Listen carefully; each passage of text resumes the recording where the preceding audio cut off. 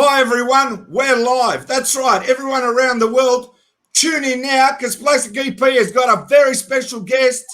It's Artie Sarraf. Yes, from the fabulous Fab Four, the #1 tribute band in the world, and everybody's watching this. How are you, Artie? I'm great, man. How are you doing, Daniel? How you doing, EP? How you doing, Plastic? Yeah, all my friends call me Plastic, so from now on, just call me Plastic. And I got to say, I love your T-shirt, Artie. Oh, do you see that? Yeah, stamp out the Beatles. There you go. That's fantastic. And I noticed you got your Beatle bass there. I sleep with it. Yeah, I just woke up. Can I hear a little bit of I Saw Her Standing There? Is that all right? You sure can. Here we go. Rudolph the red-nosed reindeer had a very shiny nose. Uh-oh, that's not the right song. That's a different song. I love that one too. Can you do I Saw Her Standing There? Seriously? Sure.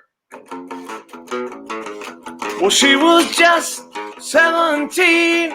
You know what I mean. And the way she looked was way beyond compare. There you go. How's that? Hey, I got to tell you, Artie, you can sing. Now, for everyone out there, I want them to go to YouTube and check out some fantastic videos that I discovered yesterday, right? And the first one is when you sing that Queen song, right? Oh. That, to me, is unbelievable. Oh, thanks. That's where you're singing Someone to Love. The vocals that you do on that video is unbelievable. But let's keep it to the Fab Four. And you guys did a video recently now, Here Comes the Sun, where you got Gavin Pring as George in LA. You got Adam Hastings as John right in London. And you got yourself in Philadelphia. And you got Joe Bologna, right, in Detroit. Now, I really found that was not perfect to the Beatles. That is unbelievable. Yeah. Well, I'm not in Philly. I'm in LA. Are you? I don't know why it came up. It might have come up Philadelphia on the video. Is that true or not? No, I'm pretty sure it said Philadelphia. No. Oh, no, I don't think so. It should have said LA. All right. Glendora. Oh, it said Glendora probably.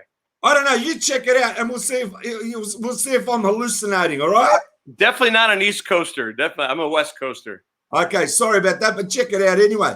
I've got to tell you, this morning I did an interview with an up-and-coming Beatles tribute band called American English, and they say a big hello to you. And hello. Also, there's another band that I really like. Right? I don't know if you heard of them, called Studio 2. Yeah, these are two up-and-coming Beatle tribute bands. And because of your experience, let's say at the top of the tree, have you got any advice for any up-and-coming Beatle bands?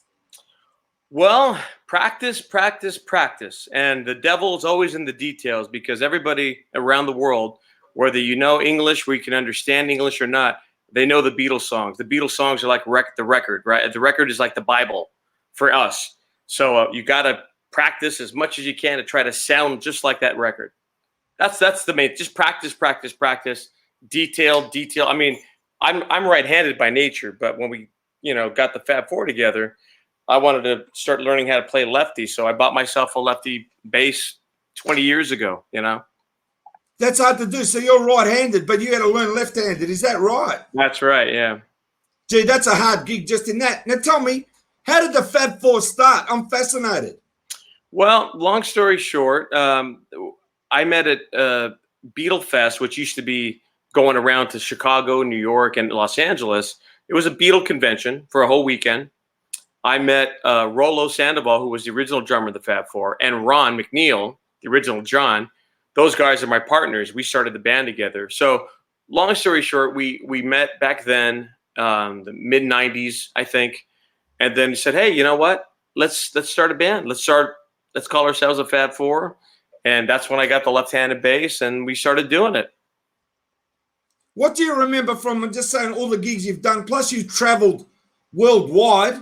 What's been the biggest buzz? Watching the fans, their reaction to actually like seeing the Beatles tribute band, like it becomes real for them? Because that's what happens to me when I see it. If a band is really that good, you actually are in the moment that you're there. It's unreal. Well, we certainly hope so. I mean, part of what we do. Everything we do is live. It's just the four of us on stage doing it. And I think we might be the only band in the world that does it to that level. You know, we do Day in the Life completely live, Penny Lane, Strawberry Field, everything's live. Here Comes the Sun, all that keyboard stuff. We all, you know, mix around the stage and play different instruments at times. But one of the biggest kicks I got was last year. Actually, we played Liverpool, and we'd been to Liverpool a couple times before that during Beatle Week. And it was a pretty cool show. It was electric that night, and it was packed. You could not get any other people. It was standing room on the floor. They actually let 250 more people in than they should have because the fire code didn't allow more people, but they did. So that was kind of a buzz. I mean, we played the Cavern Club, the front stage and the backstage. That was great. That was fun. But last year was a little bit more electric. I had a lot of fun last year. So, you know, the people from Liverpool, the people that saw the Beatles, and there were people there, people that, you know, hey, I used to hang out with John during their tea time or whatever, that they tell us different stories here and there, and then they see our show. And of course, they couldn't hear the Beatles, you know, 64, 65, you couldn't hear them because of all the screaming. And we're lucky to have the technology to be able to amplify what we're doing, you know, and it's nice to fool people for a couple hours. That's what we try to do. We want to give them a 2-hour show, all the hits that they know, plus a couple album tracks thrown in there, you know, to get the big Beatle fan and the casual Beatle fan that know all the hits, you know. So we try to do what we can because we want to be able to try to involve everybody, all the different spectrum of Beatle fans, old and young, new and old. I know you love the Beatles, and I know you collect stuff from the Beatles. I just want to show you 3 of my Beatle collectibles to blow you away, and this is my favorite, right? This is the rarest Beatle comic in the world. It's their life stories, Dell #1, and because it's got 2 shillings 6 pence, it's the export edition, because everywhere in the US, it's 35 cents, and it's got the whole life story of the Beatles. Wow. And I just thought I'd show that because I knew that I had a very special guest. Wow. And this is like, cool. Look at that. There's Ringo's life story. Nice. And you're putting that in the mail for me, right? Yeah, no worries. And I'll be getting a few of those Fab Four CDs. Hark. I got to get the hark from you. Oh, yeah. Listen, now, Artie, I got to make a deal with you, right? I got to get a hark CD signed by all the band and sent to me here in Melbourne, Australia. And when you guys come out to Melbourne, Australia, I'm taking you guys out for the day. All right? Is that fair? Let's do it. You know any good wineries around you? Yes, I do. The Yarra Valley. Someone's been talking to you. A birdie's been talking to you. And I also know that you've been following me on Facebook and YouTube, and you've been watching my videos, the one I did with Mitch. Yeah. Plus, I know you saw the Russian Beatles. Yeah. Beatles. Yeah. And do you know, I interviewed a guy yesterday that went to school with John Lennon. Wow. And it's amazing because he lives in Melbourne, where I live here in Melbourne, Australia, because Melbourne, Australia is famous for when Ringo joined the 1964 tour, and there were 5 Beatles here. Jimmy Nicol was here, and then Ringo took over. Is that fab or what? That's great footage when he came back, that first show, that famous Melbourne concert show when Ringo got back on. That's a great concert too. That was a great concert. That was done at Festival Hall in West Melbourne, we call it, right?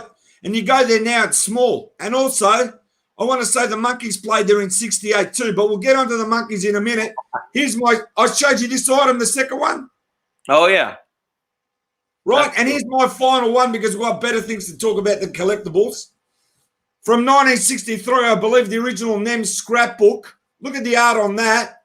Wow. Somebody's scrapbook with pictures of the Beatles inside. Look how young and innocent they were. Look at that. There's stuff in there. It's so old, they're falling out of the pages. But I know you collect stuff, all right. I don't have comic books, though. I don't have very many. I have a couple comic books, but not gems like those. Those are gems right there. But you know what I got that's really great, all right? I don't like talking about it, but it took me 38 years to get my Monkees poster original from 1967 signed by all 4 Monkees. Oh, wow. Wow. That to me is the true fan. You got to understand something. Hardcore Beatle fans are Monkey fans. Oh, yeah. That's what blows me away. You're a Monkey fan, aren't you? Absolutely. I watched that Right. TV When did show. you find out about the Monkees? Oh yeah.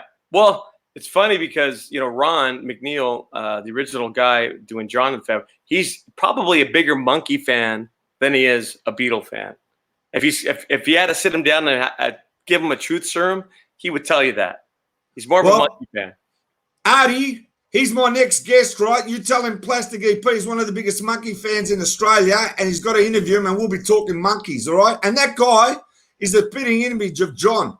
So after this interview, you'll be getting on your mobile and talking to him. I'm sure you will. I will. I'll let him know. Now, also, I want to just say something. The Fab Four backed up the Monkees, Mickey Dolenz, and backed up Paul Revere and the Raiders. Mark Lindsay, yeah. That's it, Mark. Yeah. Can you tell me about that, please? Can you tell me some stories from the fans out there? Well, we were hired to do, because we're friends with the Monkees manager. His name's Andrew Sandoval, and Ron had kept a relationship with him. That they met a lot of times at Monkee shows. Ron loves the Monkees, like I said. So somehow it got brought up that we would do some shows featuring the Fab Four, featuring a set of Monkees, a set of Paul Revere and the Raiders, and we were the backing band for both. So we were the backing band for both of those guys. They would do a couple songs together, and then we would either end the show as the Fab Four or begin the show as the Fab Four, depending on the situation. But it was a thrill. And Mickey, we go way back with Mickey. Actually, Mickey used to come out to L.A. We used to do a show every Tuesday night. It was kind of our cavern club, Hamburg, for us, for the Fab Four. It was our proving ground. So we started this little club in Marina del Rey, which is near the beach. And at first, there was 10 people in there. After about a month and a half, you couldn't get in the place. It was a little club on a Tuesday night in Hollywood, Santa Monica, Marina del Rey area. But you could not get in the place. So there was movie stars coming in here all the time. Mickey would come in every couple of weeks, and he'd come up and want to sing "Oh Darling." So I'd go, okay, there you go, Mickey, you do it. In A, what are you going to do? "Oh Darling." And Can you just play a bit of "Oh Darling" now while you've got the guitar there? That's a perfect thing.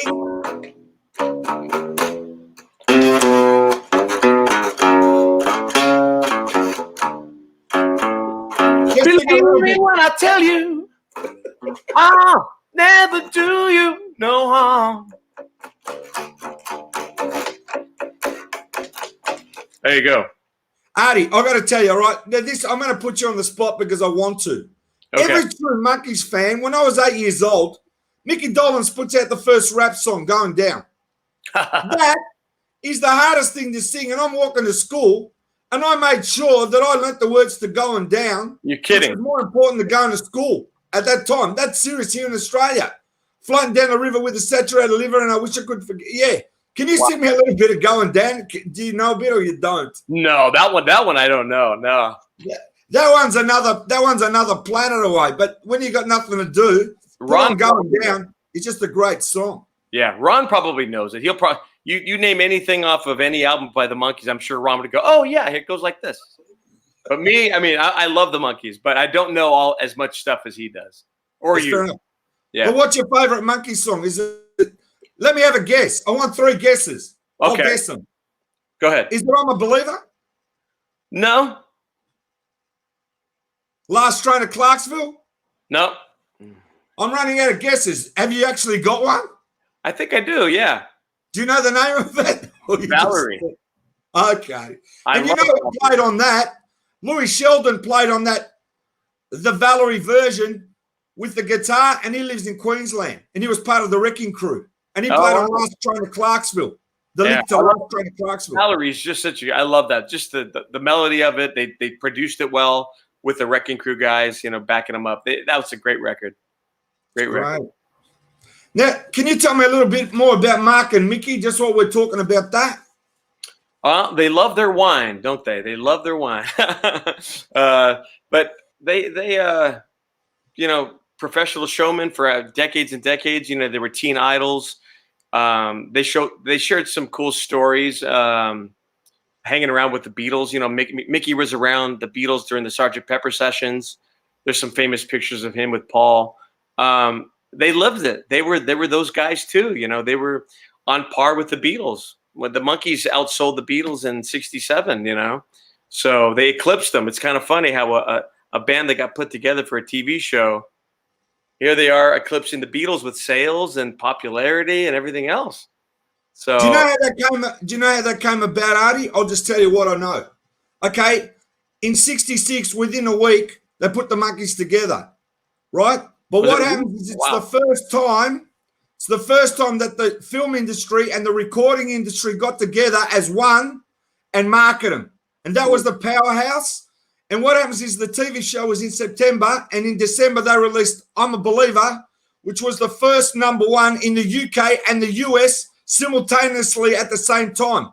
Up until that never happened, because if you were in Britain, you were releasing stuff 6 months later in the US than you did in the UK. It was only that from the States was the first time it was a #1 song in both the US and the UK at the same time. Wow. That's crazy. Now, listen, I got a photo of you, right? Have a look at this photo. How great is that? Tell me. It looks pretty good. That's pretty good. That's a dead ringer for Paul. I got one of the Fab Four here. It's going to take the whole area. Have a look. All right. Ron. Yeah, that's Ron, me, Gavin. And that's our older drummer, Eric, who's not with us anymore, but he was with us for a while. Yeah, look at those amps. How about those amps, huh? I love it. That's, what do you say? That's history there in the Fab Four. That's without this beard, of course. You look good. You know what? I like the YouTube video, right? Where there's a young guy comes up to you and you're sitting down, right? And doing the Paul McCartney accent. And he goes, "Hey, man, you're the one I like. You're the guy I like." Do you remember that? Which one? Oh, gosh. I've probably seen it before. No, the guy's got a hat and you're sitting at a table and he goes, "You're the one I like." I don't know if the other three were there, right? Have you seen that? That's happened before, yeah. You're like a fan favorite. Can you give me a Paul McCartney accent while you play a little bit of the song? Well, what would you like to hear? It's kind of a. Can I ask? I know you played the bass now. Is it too much trouble to get you to play the guitar? Well, that'll have to be righty. Okay, whatever. It doesn't matter. But I can, yeah. I really appreciate it, Artie. You know, everyone in Australia is in lockdown, and they'll be watching this. I'll appreciate it. This is a solo Paul song. You might remember this one. From Flowers in the Dirt. Give me a hand. I like to shake it. I want to show you I'm your friend. You'll understand. Life can make it clear. It's all that matters in the end. Put it there. If it weighs a ton. That's what a father said to his younger son. I don't care if it weighs a ton. As long as you and I are here, put it there. Long as you and I are here, put it there. Artie, I gotta say, this is no joke. If no one believes me, play this interview back again with that song and close your eyes and tell me that you're not hearing Paul. I'm dead set. Paul Simon? Yeah, I know Paul Simon. No, I'm talking about Paul McCartney. You love pulling my leg. Now tell me, you did also with the Fab Four. Explain to me about the Wings show that you were doing. How did that work? And also that girl on the organ, she's a dead ringer for Linda. Yeah, well, I got a funny story about that. Well, please tell me everything. Well, it's a show that we kind of did as a goof, and it's hard to have any time to do that anymore. But the last time I think we did it was about 3 years ago. We did it on a live broadcast in the country, actually, from Hollywood at the Whiskey A Go-Go. And it was called The World's Greatest Tribute Bands. And I've got half of the guys in the Fab Four playing several instruments, drums and all keyboards. I have a 4-piece horn section. The girl doing Linda, her name is Christine Rosander. And she's a great musician in her own right. Jazz, pop. She's a great singer, great piano player. So anyway, our our trombonist is the leader of the horn section. He actually found her for me. They've known each other for years and years. Musicians Union, a big they both knew each other from the LA Musicians Union. So anyway, she came in, talked about it. Anyway, we did a couple shows. We had a big show here. It's called the National Grove of Anaheim, right down the street from Disneyland. Everybody plays. I saw the Everly Brothers and Smokey Robinson there years ago, but we've played there twice a year for the last 20 years. That's kind of a hometown, kind of a big show for us. So anyway, we played that show. I had hired Denny Sywell, who was the original drummer in Wings, to come out and do a couple songs with us. And he came out and played, and he brought his wife. And during that first time, he met Christine as Linda. And both of them, his wife and they had the most, like they saw a ghost. Like she's acting like Linda even without being on stage, because she has the same kind of personality. I can't describe it. But they were both kind of taken aback and she wasn't trying to. She has no idea what Linda was like. She just doesn't know the persona, so much as we do. But Denny and his wife really were like, whoa, she has the same like aura around her, like that Linda did. And that was kind of funny. They kind of had a big kick out of it. So, but we're hoping to do that. I mean, one of these days, it'd be great to do that stuff, because Paul had so many great songs post Beatles, sorry. And so many great songs, silly love songs, Listen to What the Man Said, all that stuff, Band on the Run, Jet, all that stuff that sounds so great with a really good band, So hopefully one of these days. Video, yeah. On that video, I think you're doing Letting Go from memory. Oh gosh, that was years ago. Yeah, but I got to explain. So you remember which one I'm talking about. You go up to the stage, you're dressed as McCartney, and something's up with your amp.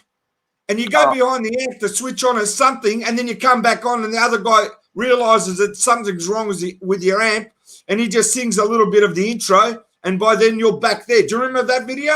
Yeah, that's from the Orange County Fair here in Costa Mesa, about an hour away from here. Yeah, that was a Wings Band show at the end of a Fab Four show. We kind of threw it in there. So yeah, just saying, that was fantastic. I got to ask your musical influences, okay? Mm-hmm. Like, I'm talking now personally about yourself growing up. Who were the biggest influences? I mean, it's obviously the Beatles, but who else influenced you? Well, I'll be honest with you, Plastic. My Beatles were Kiss, believe it or not. Right. Kiss was my, I grew up in the 70s, and Kiss became my Beatles, before the Beatles even, for me. And also because my mom had some albums laying around. She had a great record collection. Elvis, Everly Brothers. I was listening to Everly Brothers stuff. Elvis, old Motown stuff, R&B, Smokey Robinson, The Temptations, all that kind of stuff. And then, of course, the Beatles came in. Queen, of course. I remember listening to We Will Rock You and We Are the Champions as a kid. I remember hearing all that stuff and being blown away by the sound that Queen made, all those harmonies and the operatic, production that they came. I just mind-blowing. So even as a kid, I knew great music. I feel bad for all the kids these days because there's so much crap out there. Do you come across any members of Kiss? Yeah, I got a good Kiss story. Mitch had a good Kiss story too. Yeah, I know. Listen, after this interview, I'm gonna send you part 1 and part 2. But part 2, he goes into Kiss stories, and it blows my mind. I'm serious. Our Kiss story was that we were hired to play. We were at the House of Blues in Anaheim. I'm sorry, not in Anaheim. House of Blues on Hollywood Boulevard, on Sunset Boulevard. Sorry, excuse me. In Hollywood years ago, and in between our set, we were upstairs changing, and up comes Paul Stanley with Eric Singer, drummer, and their Doc McGee, the manager. And Paul Stanley just said, "Look, I got to have you guys at my birthday party. You got to play for me at my birthday party." And that was during his 50th. So that was a few years ago. So anyway, he hired us on the spot, and we played his birthday party. And it was a blast. It was a big blast. We had a great time with those guys. Sweetest guy in the world. Paul Stanley's a sweet guy. Did you tell him that you guys were my idols growing up? Oh, yeah. Oh, he knew. I was the big Oh, those guys all knew about it. Gene, we went to Gene's house about a month later, and hung out with Gene for a day, which was really cool. And he told us some stories, and yeah, interesting stuff, you know. But they loved that we were Beatle fans and Kiss fans, you know. So what we kind of do as the Fab Four, we implement stuff that the Beatles never did. Obviously, not just the music, but we do stage. We move around on the stage, which people like Kiss and Queen, and theatrical elements to the show, because that's what you have to do. You have to entertain. So if we just did what the Beatles did, it'd be 20 minutes and bye-bye. See you later. You know, that's it. So we have to, there's a lot of artistic license over the years, which we've learned. And you have to implement that stuff because people are paying their hard-earned dollar to see a show for 2 hours. They want to, there's an element of disbelief, right? They want to be able to be taken away from whatever their problems are in life, and they want to escape for a while. So that's our job, to kind of go out there and do that. I got to quickly say something. When I was interviewing American English, they had a video of them doing an Oktoberfest, you know, where everyone's drinking beer. Oh, yeah. And they cracked the joke that when they started being the Beatles, if you had too much to drink, you looked like the Monkees by the end of the concert. That's pretty good. Now, I got to ask you, did you actually see Gene's Kiss collectibles and Paul's Kiss collectibles? Oh, we were in Gene's house. Oh, yeah. Big house that they had in the show. It wasn't even built. It wasn't even finished at the time, actually. And his son was tiny. He was a tiny little guy. Now his son's 6'5" or something, Nick. But yeah, he showed us his whole house, all the collectibles. You know, a funny story. I was being the big Kiss fan that I am and was back then. I had to use the restroom, and he's got a little toilet bathroom in where his memorabilia room is. That big office he has with all the everything in there. And on the lid, the toilet lid is his, you know, from the Gene Simmons solo album. His face is looking at me as I'm taking a, you know. So that was kind of interesting. I'm looking at Gene Simmons' face as I'm using the bathroom. So that was kind of funny. I got to say one thing about Kiss, right? And this is what I really admire about them. The Beatles made a lot of marketing mistakes, not their fault, right, in the early years when they went to America. But Kiss was so smart that everything the Beatles did that was wrong, they knew what was wrong, and they are the kings when it comes to marketing themselves with collectibles and products. Unbeatable. Those guys, you know, they got it down pat when it comes to memorabilia and things like that. Do you know when I was in the States, I happened to go into a bookshop. I went out of my way to go to this bookshop, and I found a book written by Gene Simmons, and he signed it inside. It was signed inside. Wow. And I bought it, and he's got like a sack of money or something. He's trademarked some symbol, right? Yeah. And that's one of my collectibles, yeah. Wow. Oh, it's funny. He had a whole bunch of that stuff. He had a pile of his merchandise on the table. We took whatever. He said, "Hey, take whatever you want. You guys want a jacket? Here's a bubble. Here's a coffee thing. He had everything there. It was crazy. They're good guys. They're really good guys. You understand that? When it came to recording your stuff, right, you guys, how was it, the recording process for yourselves? Like, especially for that Christmas CDs, the two that you did. I'm telling you, who came up with that great idea? Because when I saw it, it's like something so unique. And every Christmas, I play those songs, especially Rudolph the Red-Nosed Reindeer, as you played for us. As I saw us standing there, who came up with that brilliant marketing idea? It wasn't me. It was not me. I got to admit, that was basically all Ron. What happened was basically there was a record company back then called Laserlight, and they were a low level. You know, you can get them at different convenience stores and in the Christmas racks. And, you know, Bing Crosby Christmas and Nat King Cole and all that kind of stuff. Anyway, they said, we'd like to do a Beatle-themed Christmas, but we can't do Beatles. So can you do a Beatles sound, but do Christmas songs? And so Ron, within a week or so, he came up with all those arrangements. I wish I could say I did, but I didn't. He had them all pretty much in the can, ready to go. Did you see a clip on the net? I'm just saying, there's another Beatle band. They did a song to the music of Hava Nagila. You come across that one? Yeah, that was good. Yeah. It's like so way out there. Now, I've got to ask you, Artie, because I'm not going to keep you forever because you got that rock and roll lifestyle. But tell me a bit about your band members, right? Just go through how they are, like how you met them and what they like doing. Like, it's really good that you told me about Adam being into the Monkees. That's really fantastic. But just go through the other guys because they're so talented. Oh, well, thanks. Well, it's Ron, the original John Lennon. He's the big monkey guy. Adam, it probably likes the Monkees a little bit, but Adam's from Newcastle, England, so he's a Geordie, and he's the one that he's been in the band for about 2 years now, going on 2 years, and he just brought so much to the table musically. He's a trained musician. His own keyboard sounds that he puts together all by scratch. He does everything by himself.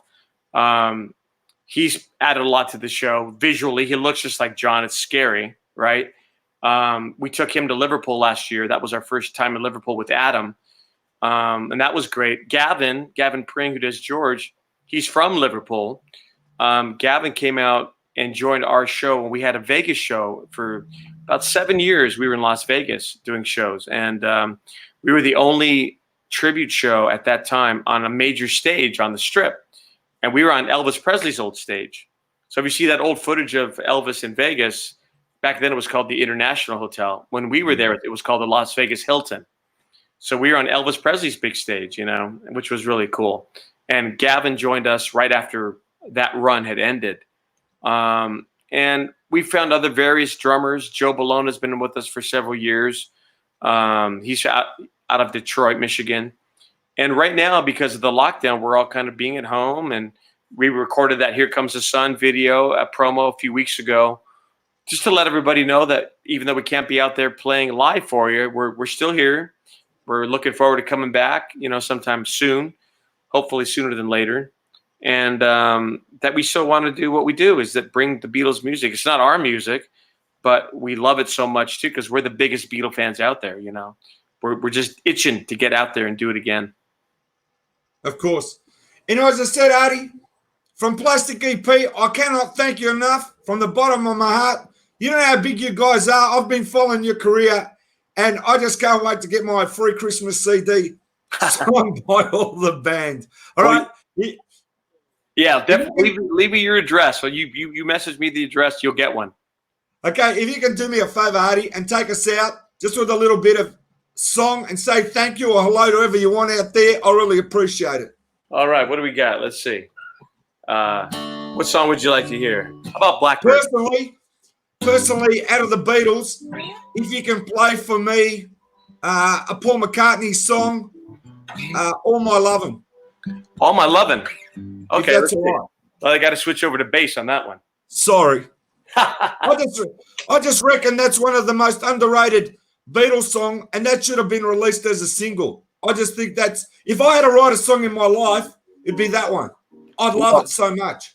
Tell you what, I'll give you a verse and then the bridge, and we'll I want to thank everyone for watching. Plastic, it's been wonders, mate. Cheers to you. And here we go. All My Lovin' from the Beatles and Paul McCartney. Close your eyes and I'll kiss you. Tomorrow I'll miss you. Remember, I'll always be true.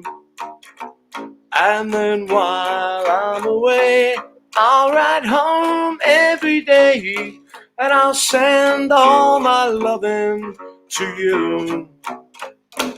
All my loving I will send to you. All my loving, darling, I'll be true. All my loving,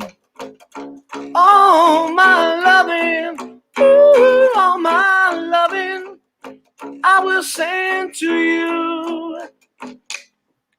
Artie, I'm sure all the girls' hearts have melted. Thank you again from Plastic EP from Melbourne, Australia, and we're going to catch up. All right, brother. Cheers, Plastic. See you, mate. All right, man.